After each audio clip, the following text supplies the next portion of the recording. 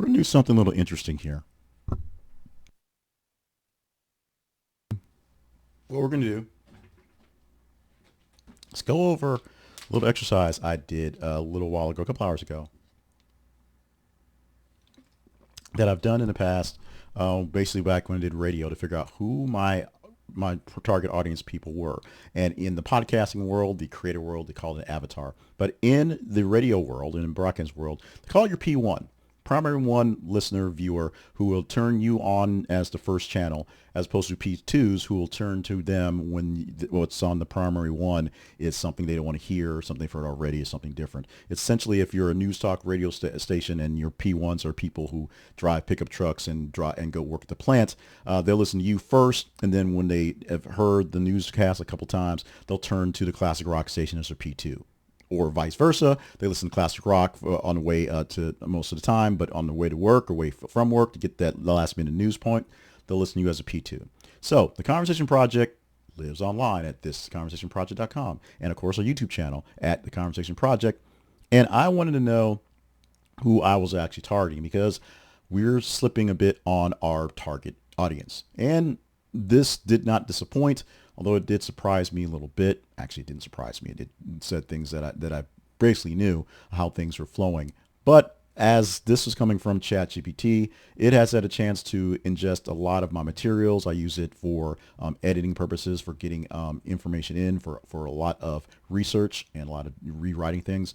So it knows the kind of voice that I use. It knows the kind of things I produce. It sees the numbers from things when I do analytic things into charts there. So while it's not perfect, and I would love to have a panel of 3 folks actually watch my content and see who's going on and figure out what it is that's actually viewing to, because the human touch is great. This is the detailed P1 profile avatar for the content of the Conversation Project at the website, thisconversationproject.com, and the YouTube channel, The Conversation Project. Also, there's the podcast. Also, there are the TikToks, things like that. But these are what P1s have to say about me here. And bear with me, I got this on another screen, so hopefully I won't mess this up. We're going to see how well I'm going to mess this up. So, the P1 avatar, her name is Maya. She is a civic-minded media skeptic. Demographics on Maya include being, they give her last name, Maya Richardson. She's 34 years old. She's a female. Now, what is a bit confusing or confounding on this one is when I look at my YouTube stats, I see the numbers of people who are attached, and they are mostly male, and they are also mostly over 45. It seems like the people that watch my stuff and really engage are over 45. I know the male part may be this number because many people who watch these things, and actually even who have subscriber profiles, never set the settings, so they just set them as generic, so they're just there as male. So that may be a skewer. From the actual comments I get, it's about 50-50. But this placed Maya, my P1 listener, in the age I'm looking for, 34-year-olds, as opposed to the age I am and the age that I kind of live in, 45 to 55-year-olds and up. People who are, kind of used to old news the way it used to be and want something that's a bit more non-biased, a bit more open, a bit more diverse than it is. This is telling me that a 34-year-old who is not too stuck into the TikTok world is still looking for diverse news and news that may not be exactly what her silo is giving her. So continuing. Her occupation is mid-level nonprofit communications manager, which is not what I'd expect, because I expect them to be something sort of regular. Mid-level nonprofit communications manager, that means there's someone who's in the business of words like I am, not just a person who's nose to the grindstone, getting work done and wants the news point there. Education is a bachelor's degree in journalism or political science. Not exactly what I thought as well. Journalism and political science are kind of wonky, and those are people who are looking for things like this. I was looking for people who were looking for this news, but did not actually have the wherewithal or have the privilege of dealing with what journalism looks like, even if they went to journalism school and turned out to something more of a siloed person.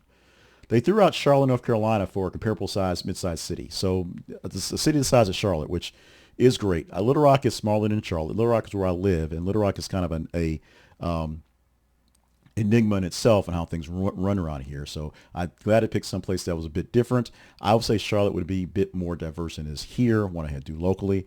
But as a city to pick, an East Coast city is essentially where my thought process is. So Charlotte's a great place to go with. Savannah would have been cool, or something like that. Income 55,000 to 75,000 a year. So a higher income, higher end of the lower of the middle income, but essentially where I would think someone who is looking for real solid news that doesn't want overly shot at opinion would want to get something that people who control their lives, their money, and what goes on, and they would want to get real news to go through. The ethnicity, African American. Makes sense because I'm African American and I present things for the most part from a kind of standard version, but I also pot out when I do my opinion stuff. It is from a person who has this complexion, has some background, and while I am a more or less right of center conservative type person, I do think about how issues work around in my community. Take that how you want to. So when I'm talking about the upper middle class place I astound to, when I talk about things on the business side of stuff and the stock market stuff, that's one thing. But in actuality, I always look like this. I always get responses like this, especially when I talk and sound like you hear me talking and they see this face, things get a little dicey. So the fact that after African Americans are pulling the weight for my target audience, that's great. The problem is when I look at the comments, they seem to be trolls. They seem to be MAGA. They seem to be more on the white end. Single or recently divorced. That actually worries me a bit because it's all the single ladies are checking out Jay Cleveland and his new stuff, which I would assume that it would be essentially a married man who has a stable woman beside him. That would be where I think would be. Like I said, the numbers for stats on YouTube are skewed a bit, but this says the person that I'm talking to is a single woman who is looking for her news and information, single or newly divorced, not someone who's in a relationship. So they're not having these conversations with their spouses. I have conversations with this with my spouse, which helps me form some of my news that I provide to you and some of my opinions when we talk things over. So that's something that really is interesting to see. For psychological profile, they describe her as curious, skeptical, politically aware, but disillusioned with traditional media. Curious and skeptical don't seem like to go together, but they do. If you're curious, you want to know more about things, you're kind of interested in how things go, but you also don't take things at face value. You also take a second thought, second look, and do many more research or see more issues or just watch it a few more times to see if it comes together. They are aware of politics and they're aware of things going on in the world, but they also don't exactly call traditional media their friends anymore. And at 35 years old, 34 years old, I would see that as they've grown up in a world where there have been more independent medias, more people who are doing the commentary on commentary or independent stuff like that, or just, the independent folks on the TikToks and on the YouTubes doing their thing, and you're getting the information that does get to be more siloed, but is tailored to you and your voice and your words, talking about your issues. For media habits, follows multiple news outlets, but distrust cable news. That doesn't mean they don't watch, tune in at times, or keep an eye on cable news, or get the clips from out there. But they don't like watching the 24/7 news feeds being put to you that have to be fed with something all the time. One thing that I have talked about in my world of watching stuff all the time, this is different from when I was in my teens and early 20s when there was a headline news, not HLN, that did a 30-minute newscast every 30 minutes, which is all the hit spots for going forward. So you can watch it for an hour because 1 hour had sports, 1 hour had entertainment, and then go away for a couple hours and come back and see what has came up. And of course, back in those days, the regular channels, CNN, Fox News, those things, they didn't do political stuff and news stuff all day long. In the middle of a weekday, they had an hour of entertainment to compete with Entertainment Tonight.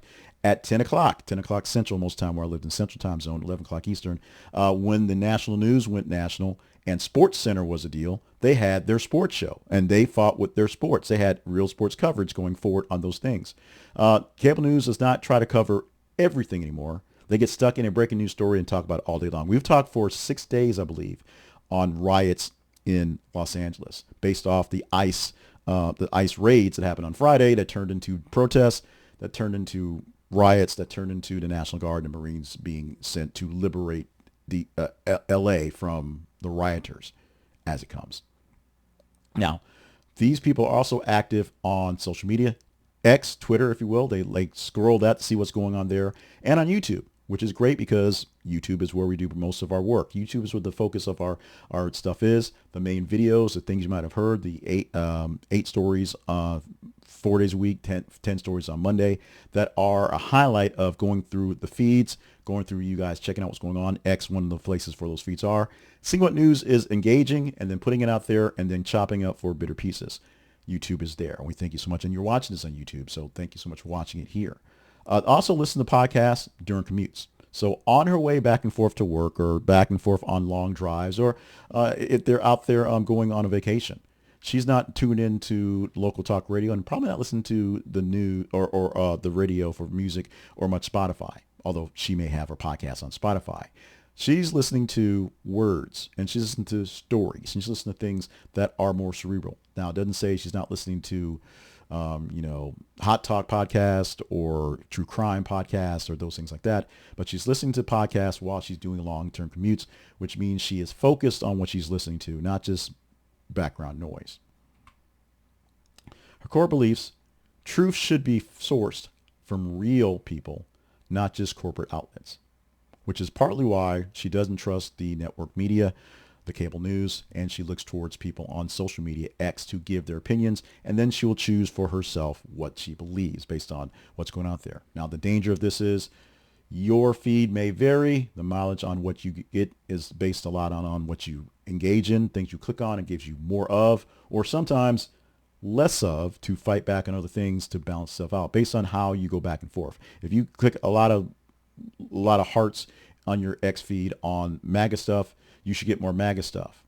However, when I go to my X feed for the Conversation Project, because it's very varied what I click on, I get a lot of people who are, giving us, how many days are sober. I'm not sure how that got started, but it's there. I get various news things. I follow various news parts. I get a lot of motivational things and this is a good day things because I kind of need those things to get myself hyped up. So your feed varies. I don't actually follow much of my actual regular Jay Cleveland Payne feed anymore, just because I'm always on the Conversation feed and then go searching from there. But that feed was following a lot of people I was following back in the day, news people, influencers, things that I wanted to see back and forth.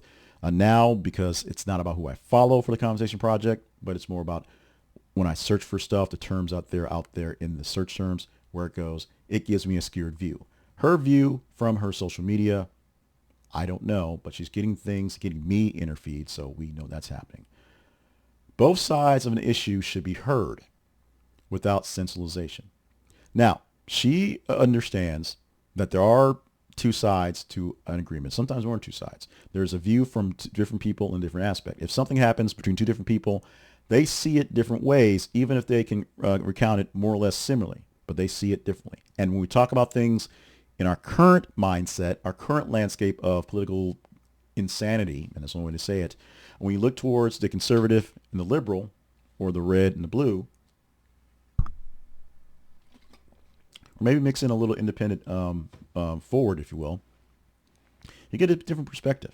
You get a different way of seeing things. You get polls that ask a question, and then certain groups will sort of pool to one side, others to the other, because they sort of fall in line those things. Now, that does not mean people are monoliths. That doesn't mean that Maya is a monolith. It just means that she wants to hear what both sides have to say, and she doesn't want them in screaming, shouting voices and a lot of extra funny jokes, a lot of just putting people down in comments. She wants to say, this is the problem.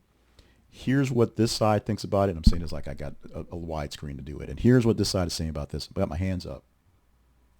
Like you can see my hands going for this. She wants both sides of the issue to be heard, and she wants no sensationalization because she wants to get the pure source it from herself.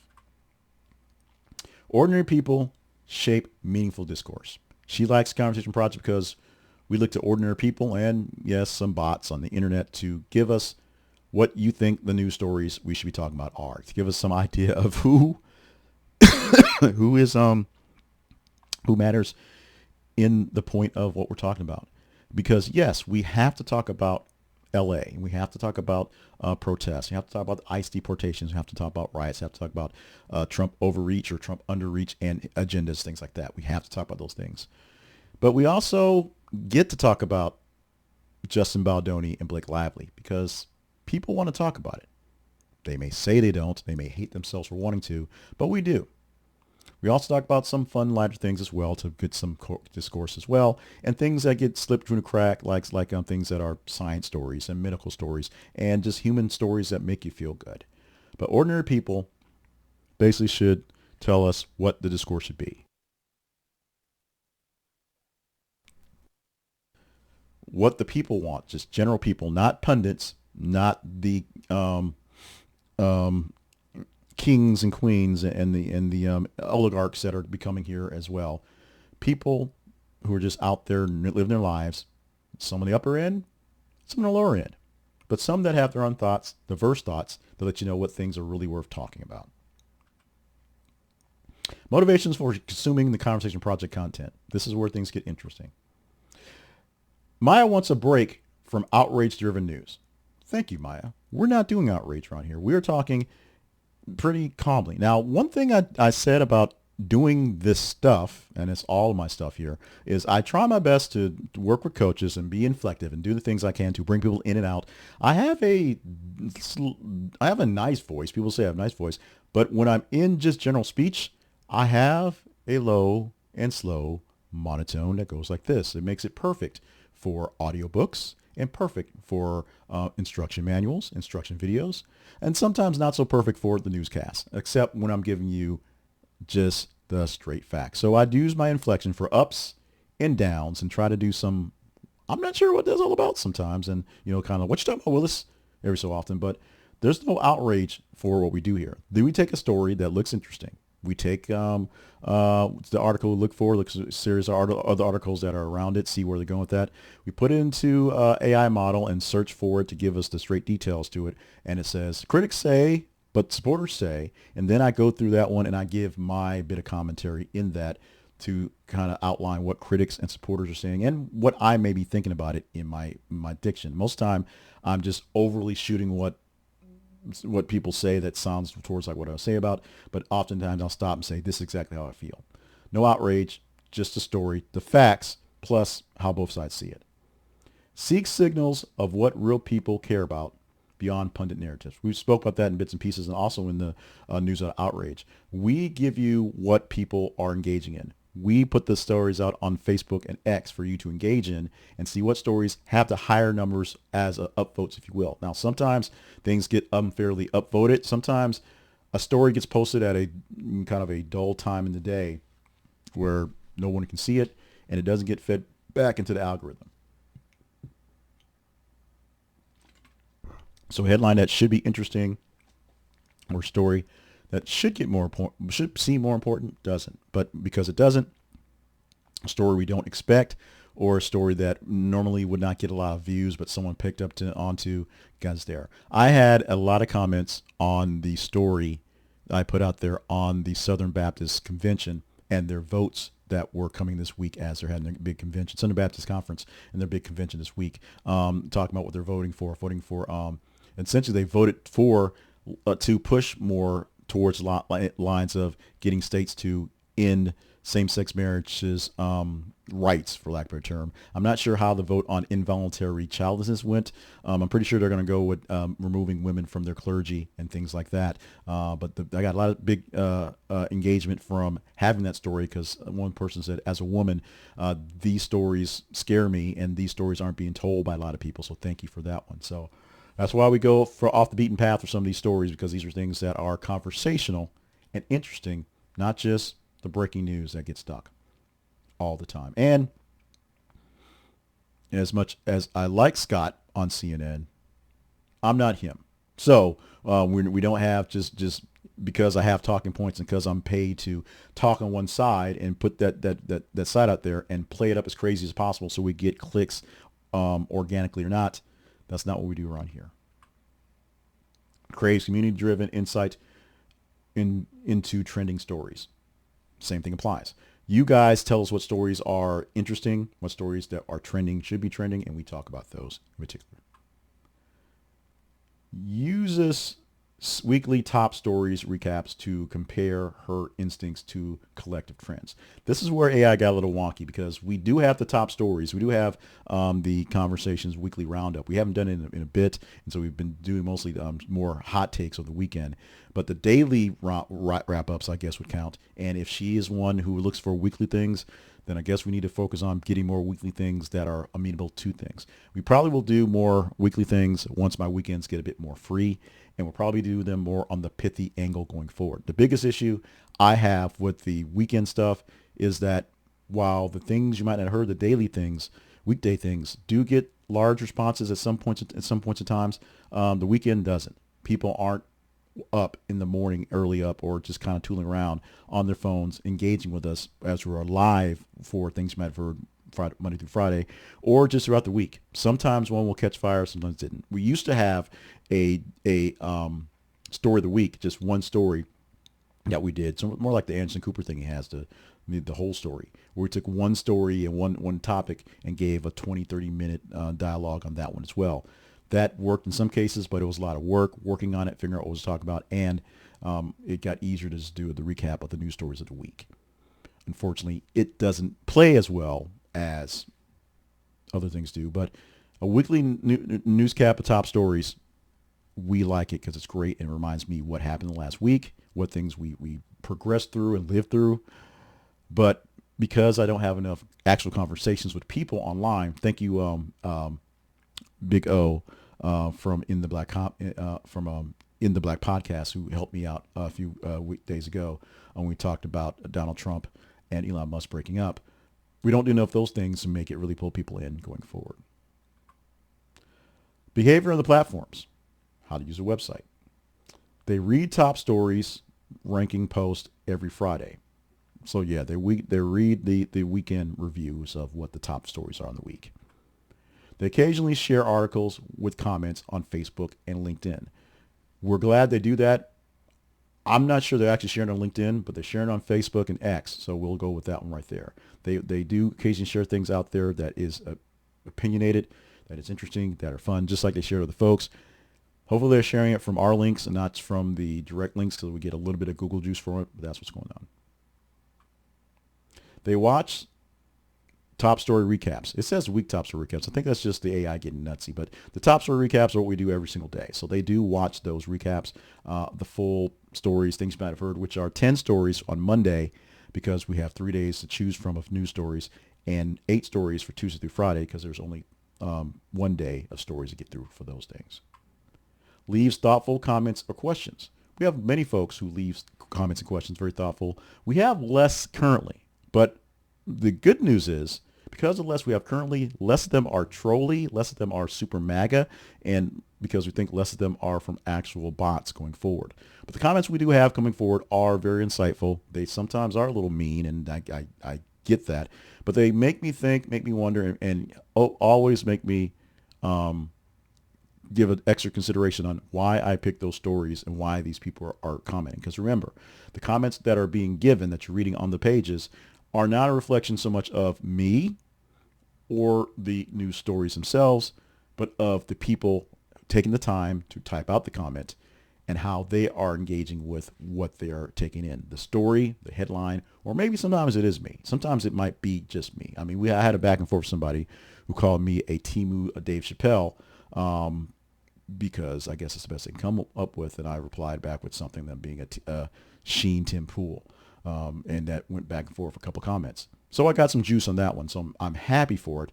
But hopefully I get more in the ways of people who are not necessarily agreeing with me, but saying, I understand your concept, understand where you're coming from, but here's what I think, because that's what we're looking for in conversations, for conversationalists. Scribes to see reactions beyond what traditional news covers. I think I give you that. Frustrations and pain points with me. Tired of being told what to care about by mainstream news anchors. So I let you tell me what you care about, and then we pull them out together and talk about them together. Feels like her voice and community aren't reflected in big media. So I try to reflect her voice, which is technically my voice, but everyone's voice and everyone's community, and mine in particular, in this point here. Now, going back to that, being that my P1 is an African-American female who is 34 years old, I'm 50 years old. I'm African-American, and I think our backgrounds, we're in the same range for income, so we're in the same tax bracket for those things. We're essentially the same person, the same thought processes, and all the things going on in the world are more or less similar to us as a culture-wise. So we probably have the same thoughts and concerns. We may not think the same way about how to deal with things, but the community aspect of what we do, what I do, is here. So I'm glad that this is seen. At least the AI thinks it's being seen. She also wants data transparency. Why the story trended, not just that it did. This is something I'm doing less of, actually, because when I give the data transparency, it seems like people didn't engage in it. In fact, I used to give a full rundown for the weekly wrap-up that was the numbers, the pure stats. An issue with Twitter X when they fixed it to make the data points and make the stats go bye-bye for a while. They're now back again, so it makes me choosing the stories a little easier. And between that and Facebook always have an issue with just taking a long time to gestate its stats. I stopped doing it. I stopped doing more of a shuffle of just watching on the screen and just picking them from there, going back and forth, and just doing a rough eyeball of it going forward, not pure data. But I do tell you when things are trending extremely high. When Justin Baldoni and Blake Lively are on there, they go high. When Taylor Swift there, she goes high. There are different stories that always shoot to the top, and they're usually things that don't really make any sense. OnlyFans stories. Yep, them ladies who do them things with them young men, they go high. No judgment. I need the clicks. They go high. Sometimes struggles to explain to others why this alternate format matters. I'm glad they're trying to explain to others why this alternate format matters, why it matters, but that's just something that we're working with as well. I have an issue, and one of the reasons why I produce this thing here, so that I can kind of see the news, more of it, so I can get a better gauge of what is actually interesting to me and what should actually have some more say going back and forth, is that I have problems talking to other people about news stories, because if they're not deep in the weeds like I am, we just don't talk in the same plane, and that's fine. The Conversation Project was meant to be able to have a conversation, talk news stories on any level, on anything. So wherever a person is, I can have a conversation with them on that news story, and we can be heated or we can be in total sync. But whatever they're talking about is there. But people who actually don't engage in news, so many people who say, I don't watch the news, but then will scroll TikTok for hours and listen to comment videos on why Trump did this or why Biden did this and called it their news, is what's going on. Many years ago, and I know it's slightly different now because they're doing more comedy stuff, and even though Jon Stewart is back, when the shift on The Daily Show went from Craig Kilborn to Jon Stewart, and Jon Stewart turned it into more of a satire of the news of the day as opposed to a satire of a news show. Young people, coming out of class, hanging out in people's rooms and coming back from bars or on their way to bars, would sit in dorm rooms and watch The Daily Show as their 30-minute news section, which Jon Stewart thought was asinine, to be honest. But instead of watching the 10 o'clock, 11 o'clock news on your local TV station and getting that local news there, people are watching The Daily Show. Instead of watching the night lines at the times or the highlight shows on the cable news channels, they were watching The Daily Show. Now they're watching clips of The Daily Show in the morning because they don't have to watch the full show. Or they may DVR it and watch it sometime later on if they want to. People have a hard time explaining news outlets to people who don't want to hear from any news outlet. And I'm glad Maya is trying to explain it, but hopefully something like this will help. And this is why she actually sticks around to what I do, because I wonder, we're not quite growing as we would like to, but the people who stick around, this is why she does. The platform feels like a barometer of real conversation, which I think the AI for thinking that, or think her for thinking that. This is supposed to be a barometer, supposed to be a gauge of what real people would like to talk about. And it's funny stories, it's serious stories. It's food items that are being released. The Selena Gomez Oreo cookie did not rank as high as I thought it would, but hey, we put it out there. It is serious things that are existential crises. the daily talk we have about things President Donald Trump is doing for the nation and the world, whether you are a supporter or a detractor, we talk these things up. So these are real conversations and real things that people are talking about. She appreciates the balance of not pro-left, not pro-life, just pro-people stuff. I thank the AI and thank her for that one, because people will comment and first thing they'll say is, you dumb lefty or you dumb righty, when in actuality, I give you the pure stats, although I do sprinkle them with an opinion in the middle of them. Sometimes I'm bad about that. I give you the actual detail of what happens, and then what they will say they're doing it, why they're saying they're doing it, and then what detractors will say against it. That's how the stories are written in our things. But your mileage may vary in how you take in what we do. The host feels authentic, human, and grounded. I am not a bot. I'm not an AI. VO3 is not in my range, and 8 seconds at a time would make this entirely impossible to create.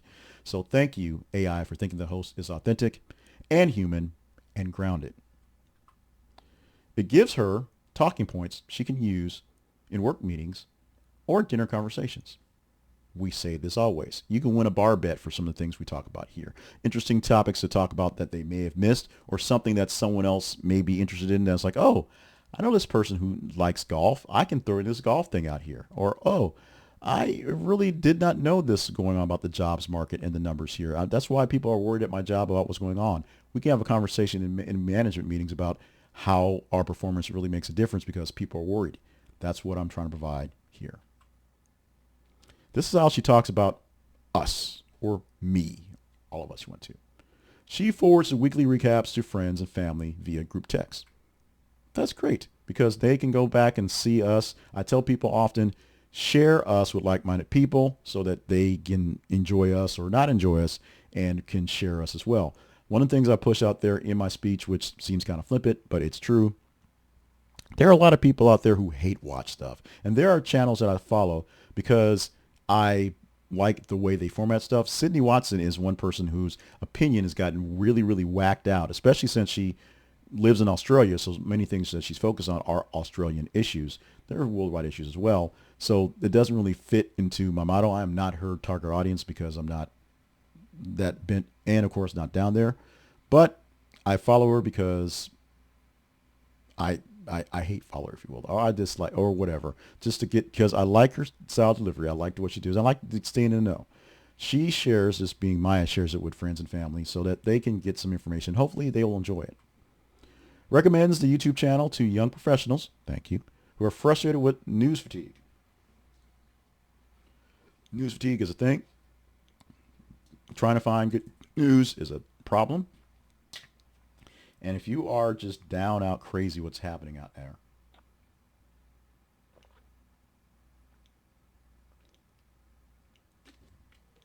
remember the early days of live feeds, and this isn't live, this is recorded, where it was like, okay, let me stop and do a hydration break. While you're doing that, everybody, chat and join in the chat, talk about stuff like that.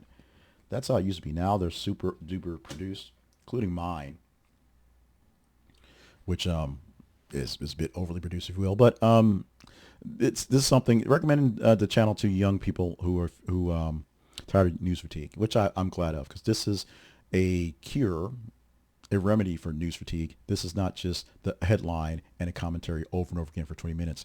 This is about 20 minutes of news stories, different stories, of a diverse batch of stories about diverse people, diverse topics, and some things that may be extremely uncomfortable. We have taken up a lot more often lately because the stories keep coming up and there are issues that need to be discussed. Things that are the transgender athlete stuff. As far as transgenders people are concerned, leave them be. As far as transgender athletes are concerned, there are issues that are going to ripple through many aspects because the numbers don't add up. There's not as many transgender athletes as should be worthy of all these issues, but the ones that are out there want a chance to compete, and that's where issues lie.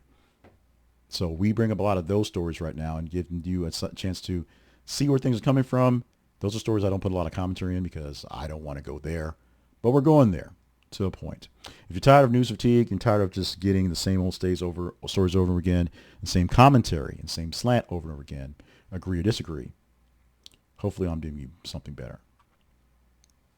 Suggests the platform as a civic engagement tool in local advocacy groups. I think the AI is going a bit overboard there, but thank you. That'd be great. Summary. Maya is intelligent, community-driven, and a little fed up with the mainstream media circus. She tunes into the Conversation Project. She tunes into the Conversation Project not because it tells her what to think, but because it tells her what people are actually thinking. That's what we like to think. She's not just consuming content, she's tracking the pulse. So, that's what I have for Maya, the 34-year-old community-driven African-American woman who is single or newly divorced. She is not engaged with someone, so not having these conversations with a significant other. And it doesn't say if she's going to have these with her friends, but she does have it with coworkers, with young people who she thinks are kind of fed up with the news. What do you think about my P1, my avatar? Are you surprised that a bald black guy is speaking to 35-year-old black women, bald black 50-year-old guy speaking to 35-year-old black women? I'm talking to millennials apparently. When I thought, it was the Gen Xers who were stuck with me, riding or dying with me going forward, and some of the boomers as well. That is lovely. That means I should tune more things and be more in the younger style stuff to make sure that we're engaging, but still providing old school stuff to keep that balance. That's what it tells me. What do you think about my P1? What do you think about me? What do you think about this video? Let me know what you think about this one. We'll do some more deep dives and more engagement that are going to study into the hearts and minds of the Conversation Project and me, Jay Cleveland Payne, if you like it. If it doesn't hit, well, I need to practice 36 minutes of chit chat without coughing, hacking, or burping is more work towards better progress, better programs. Thank you so much for joining us for the deal today. Join us for the hot takes. I'm doing late today. I had a very, very just low energy day coming home yesterday, and it dragged into this morning, so I could not produce things you might have heard. I couldn't even produce the newsletter. I just was not there today, so I had to kind of work things out mentally and get better physically. Part of it was doing some deep dives and doing the things about the P1 for today. So we got some hot takes, some fresh ones for the evening to get you through the evening into the morning, and so I can get some clicks for tomorrow. We got this thing here, not expecting a lot of clicks, but hopefully this will be engaging for those who see this. And we'll have more stuff tomorrow. Tomorrow, I'm assuming I will actually be up to speed to get done the things you might not have heard. So we'll have that in the queue for tomorrow and Friday. We have a family gathering. Now I'm overkilling. We have family things happening the weekend, so we probably won't get the weekend stuff done as like I like to, but we have to take time for family. Family's important, so do that as well. I'm taking time from family when I'm done with this one, editing a few more things, and spending an evening with the folks. So love you. Mean it. Let me know what you think about this.